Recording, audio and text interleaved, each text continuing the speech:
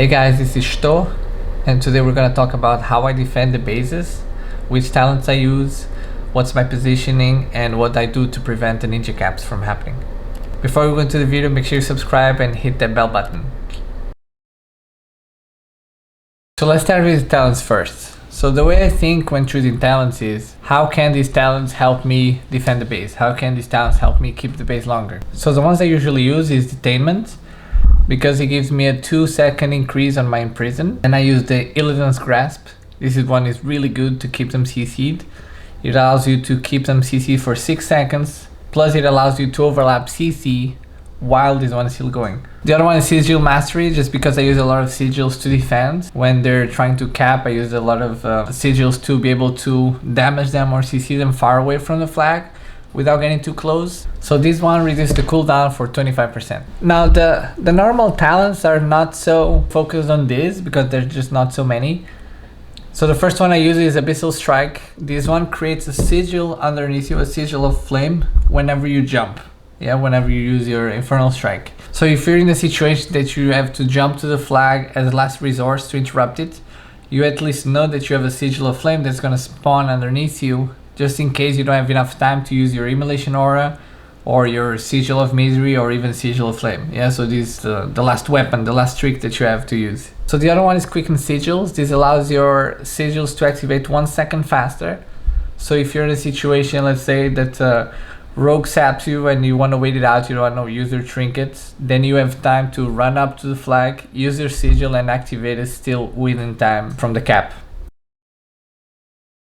So now let's start with positioning. Positioning is the most important thing, and something you want to have in mind is defending a base is just all about holding the enemy long enough before your team comes and helps you out. So you want to stall them as long as you can, and it has a lot to do with positioning and a lot to do with saving your trinket and just stalling them. So by default you want to defend far away from the flag, but close enough that with a single jump, with a single Infernal Strike, you can still interrupt the flag from being capped. By doing this, you're forcing the enemy to move up to you, to CC you, so to move away from the flag, CC you, and now they have to run all the way back to the flag to cap it. So let's say a rogue saps you, and the sap takes 8 seconds, and the actual flag base capture lasts 6 seconds. So you want to stay far away enough that those 2 seconds are not enough for him to move from where you were to the flag. So what you have to pay attention to is, let's say he saps you, the time that he starts capturing the flag. So if the timer on sap is above 6 seconds, then you have to trinket. But if the timer on the sap is below 6 seconds, then you can wait it out and just interrupt it after the sap is over. This is why the position is so important. This allows you to survive the first CC without using your trinket. Yeah, you want to save your trinket for the second CC or for the third CC. So the longer you will hold on to the trinket, the better. The other thing that I do is not only standing far away from the flag, but standing out of line of sight from the flag. So for example, behind the bridge, just like in Arathi Basin, behind there's a little hut or behind the wall. So what this does is, this requires the enemy to run up to you, so to run around the corner to CC you before having to run back to the flag. The enemy should not have enough time to just CC you and force you to trinket because he doesn't have enough time to cap the flag. So I just want to show you guys a little clip. This is me playing my alt druid and I'm camping a demon hunter. So what happens here is, he's doing everything right. He's standing far away from the flag, but he's not out of line of sight from the flag. So what happens here is, I root him. He doesn't have a trinket here. So because he doesn't have a trinket, I root. Then I run up to the flag and I get a free cap. The sigils are not in range, so he would need to jump to me, jump closer to the flag to interrupt me, because he's rooted, he can't. So now let's say he has a trinket. So I root him, he will trinket for sure because I'm gonna cap. I'm gonna start capping. So what happens here is, there's 2 outcomes. He jumps to me, he's gonna jump, he's gonna interrupt. So if he uses Immolation Aura right away, then I just wait 6 seconds, then I bash him, then I clone, then I cap. So if he doesn't use Immolation Aura, I can just bash right away, clone, free cap. This is why it's not good, because I force his trinket on the first CC, so I force his trinket on the root.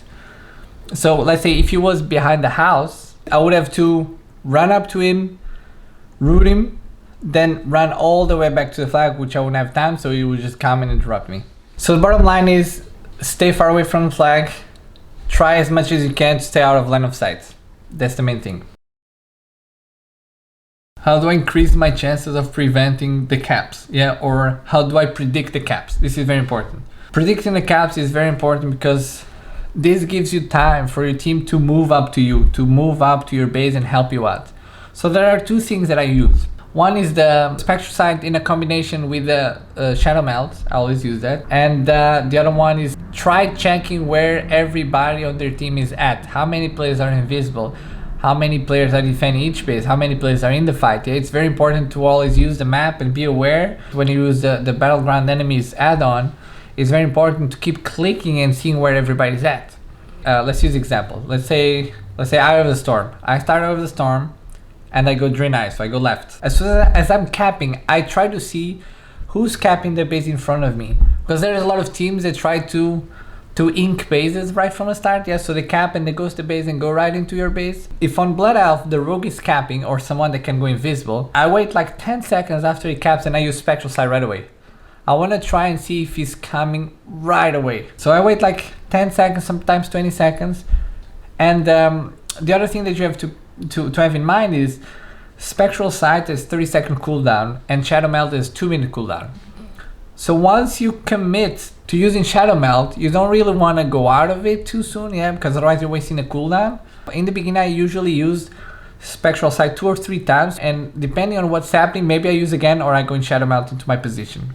So mainly you want to always analyze how many players are in the fight. You want to analyze if you need to use Spectral Sight or not. Because sometimes you're sitting in Shadow Melt, you're all cool, defend your base, no one is coming, but then you're not using Spectral Sight. So this gives them an advantage that they can ink your base and you only see them when they start capping. So you want to try as much as you can to predict, yeah? So you want to see, like let's say, if the rogue was in middle in Eye of the Storm, then he suddenly goes invisible. You want to be able to time when he comes to your base. So give him time to get close to your base because you cannot see too far with Spectral Sight. So when you spot him coming, that's your best case scenario. You call your team and your team comes and helps before he even starts capping, before the cap even plays out. Yeah, so this is what you want to accomplish. You always want to predict the cap. AMT, get inside of it. Like anti-tap, guys, just anti-tap. Kill this set, kill the lot, kill the lot, kill the lot. Drain eye, 2 people drain eye. Drain eye, guys! I'm going drain eye, I'm peeling off from mid. I Okay, no. I thought Trap is still there. Sorry. 2 people drain eye. I'm on the way, I'm on the way. Rogue coming too. I'm spinning here, Insane is spinning, no worries. Oh, they're not even there yet, okay. It's Hunter and Rogue here, Hunter and Rogue. Where? So in a combination with this, like I said, the nameplates, it's very important. So again, see which one is capping what. See if they have a boomy, how many boomies they have, how many other classes can go invisible. Yeah, maybe they have a hunter and they have 2 more boomies. Yeah, so what you want to do is, while defending, not only you want to pay attention to the rogue and the guardian druid, but you want to see when the other players go invisible. This is the main thing, and this is the thing that people don't do in lower rating. This is something you really want to keep checking, because what happens is people sit on their base, they cap the base, and they usually just look at the flag. So they're like, I'm defending the flag, I'm gonna call out when someone starts capping. This is not what you want to do. You want to try and predict it. As soon as you see some other player invisible, you gotta call it. You gotta call it out. You gotta tell your team to come and to bring someone close to your base. Stay here for 15 seconds, because I think he might come. Until I can spot him. Oh, he's here, he's here. Yeah, you can jump on him. I'm here. You can jump. Just stop him.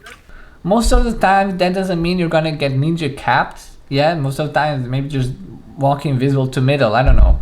But either way, you wanna have your team prepared, because let's say even out of, let's say 1 out of 10 times, this results in a ninja cap, then you're preventing it. Yeah, usually it's way higher than 1 out of 10, but at least you would be prepared. So that's the main thing. You want to rotate Spectral Sight. You want to try and predict. If it's invisible, maybe it's better to go out of Shadow Melt and use the Spectral Sight right away. Maybe now wait a 30 seconds before going Shadow Melt again and use again Spectral Sight. The other thing is try to see, so let's say if there's 8 people fighting middle, keep clicking on their nameplates even if they're not classes that can go invisible. See if there's still 8 players there. Where are they? Are they moving to another base? You want to see, especially in maps like Arathi Basin, you cannot see the whole map from stables. So you want to be able to see if they're going gold mine, behind blacksmith. You want to be able to see if they're going LM. Help the leader, you know, and because sometimes the leader cannot see what's happening, and by you warning them, you want to help him send someone to help you out, if that makes sense.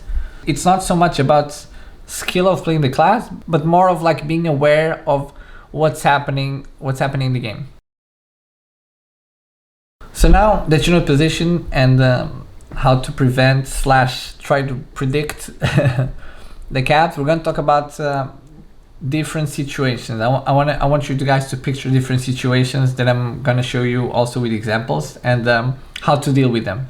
So the first one is a one-on-one with the rogue. This is the most common situation. Yeah, the rogue always is the one that tries to ninja cap. So there's two outcomes. First one, he saps you. His goal is to force your trinkets so he can blind you and free cap. Make sure you pay attention to the timer on the sap. This is very important. This is the most important thing. As long as you're far away, you should be fine with this. So from there, you would just try to chain CC him. So what happens is you save your trinkets, then you have to go and interrupt him, and he'll most likely blind you. This is like 99% of the time this happens. You save your trinket on a sap, he'll blind you to force your trinket. Yeah, because blind still lasts, I think 8 seconds. So this is when you trinket. This is when you will have to trinket, and from here the only thing you have to do is you want to try and chain CC him, and from here you want to jump into the flag as much as you can. You want to jump to the flag so you can do your immolation aura, which by the way, immolation aura does 6 second AoE damage around you, so the damage still ticks even when you're blind, yeah, even when you CC'd. So usually what I do is before he blinds me, I try to CC him. So let's say he saps me, then I wait it out. Then I interrupt him, so I save my trinket. From here, as soon as I interrupt him, I try to cage him, or I try to fear him. I try to use the grasp. Yeah, so I try to chain CC. He will instantly, I'm telling you, he will instantly trinket your CC because he knows he can blind you and cap. So what you do is, he's gonna blind you, you trinket, you jump to the flag, you CC him again. This is when you start chain CCing him until your team comes. This is the best case scenario. Then of course, after the sap, going back a little bit, after the sap, if you can hold on to your trinket during the sap and you can CC him from far away, even better. You want to try and avoid going to the flag as much as you can. So for example, if you survive the sap, saving your trinkets, then you fear him with a sigil. Sigil of misery, you fear him. Then you run back, you take a few steps back. He will come and blind. It's gonna take the same outcome as the sap. Because you're far away, he will not have time to blind you and run to the flag and cap it in time. Having said this, in case he forces your trinket during the sap, so let's say you were just running to the base to defend, you had a base rotation, you were running to the base and the rogue's already there. He caught you too close to the flag. That's when you have to trinket the sap. From there you are already at risk of losing the base. So all you can do is jump to the flag, get to the flag as fast as you can instantly. As soon as you trinket, jump to the flag, immolation aura. Then you have 6 seconds to immolation aura. If the rogue is good, he's gonna ship shot you and then gonna blind you. So what happens is it ship shots your immolation aura. You wait for it to run out, then you can kill it after. You wait for it to run out, and from there it just blinds you. Yeah, so you just waited out your immolation aura and just blinded you without even you having a chance to CC him. If the rogue is really good, most of the times what happens is he forces your trinket on sap, you jump to the flag, you use immolation aura, and then you try to cycle CC, you try to put the sigils, whereas in if he blinds you, he gets feared while you're already blinded and not before, you know, so you try to overlap the sigils and you try to chain and kind of pray for your team to arrive in time. But if you force your trinket on sap, it's really hard to hold the base and you're already in big trouble, and it's your best option. The other situation is still rogue 1v1, where the rogue starts capping with a smoke bomb. So usually this happens when the rogue goes around the base and can't find you. This is your best case scenario because you have the upper hand. So what you do is you want to open with Sigil of Misery. So you fear him right there on the spot right away. If you're on the spot, most likely he's going to vanish. He's going to want and try to do the #1 situation. But he already has no vanish. Yeah, so he's going to try to come and sap you and you just repeat the first situation that I gave you. So ideally, in the best case scenario, you fear him in the base and you want to keep chain CCing while staying far away. You want to keep interrupting Sigil. You do Sigil of Flame to keep interrupting him. You want to do Sigil of Misery. If he gets close, try to spam Imprison because normally what he does is he shadow steps in blinds. So you want to spam Imprison, so he shadow steps but doesn't have time to blind. This is a very good one, and it's really good when it happens because you have a big advantage. So the third situation would be a 1v2, where the rogue comes with a druid or with a hunter. This is a really tough situation, and this is something that you're 90% gonna lose it. So there are a few best case scenarios that can happen that you can successfully defend it, but most likely if they're good and if they don't fail anything, if they do everything correctly, they will get the bait from you. So what happens is, because you're defending far away, the rogue is gonna come sap you, the druid is gonna start capping. So what happens is you have to trinket the sap, you have to jump closer to the flag to interrupt. By the time you jump, if the rogue is good, he blinds you before you even interrupt. But even if you interrupt, the rogue blinds you instantly and the druid is gonna keep capping. Either way, you're done. The only thing that can happen is if you jump but manage to put a sigil before. So let's say the rogue saps you, you jump closer to the flag, rogue blinds you. The sigil is gonna trigger after you get blinded. If the druid takes like a second to trinket, a second to react, you will be able to successfully interrupt it. So what you do in this situation is, this is the best case scenario, what you do in this situation is, after the blind you have to instantly jump to the flag so you can use your immolation aura. That's something that you can do, but everything needs to fall accordingly. They need to mess up in certain points. So this should give you enough time for your team to come. But again, most of the times you will lose the base. So as soon as you see two people, you gotta instantly call it, and you wanna try and prevent it as much as you can. Two people inking you, because for sure they're gonna force you to trinket and they're gonna insta cap you. Well, that was it, guys. I hope this was helpful. I tried to cover different situations, all the little details that I know, all the little strategies that I use. And let me know in the comments if you still have any more questions, and we'll see you in the next video.